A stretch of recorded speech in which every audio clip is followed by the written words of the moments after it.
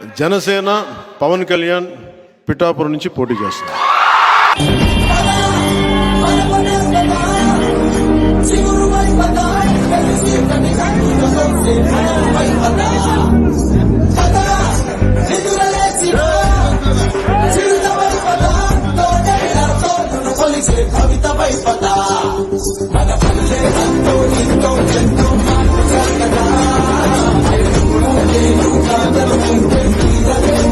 అందరికీ నమస్కారం.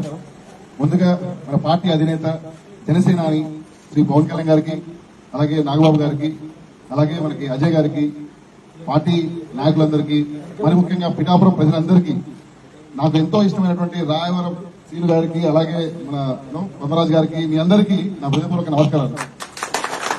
రాయవరం తోటి నాకు చాలా మటుకు సంబంధం ఉందని చెప్పాలి. ఫస్ట్ టైం ఇక్కడికి వచ్చినప్పుడు కాపులందరూ కలిసి నాకు సత్కరించారు.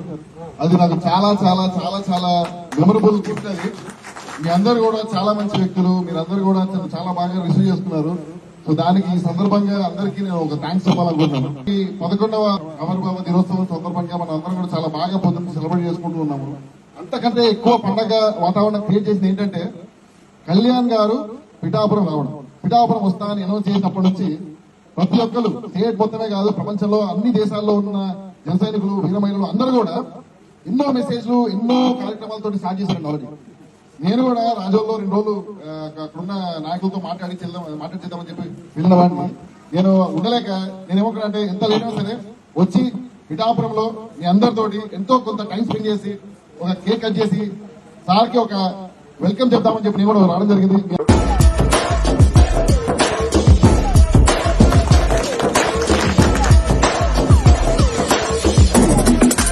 ఈ ఊరే కాకుండా ప్రతి ఒక్క గ్రామానికి సంబంధించిన ప్రాబ్లమ్స్ అని తీసుకురండి, దాన్ని ఎలా చేద్దామని చెప్పి మనందరం కూడా కూర్చొని మనం పరిశీలించి కళ్యాణ్ గారి దృష్టికి తీసుకెళ్దాము, అలాగే మన నేషనల్ దృష్టికి తీసుకెళ్దాము, మనందరం కూడా కలిసి దాన్ని సాధించుకుందాం. ఓకేనా? Thank you very much.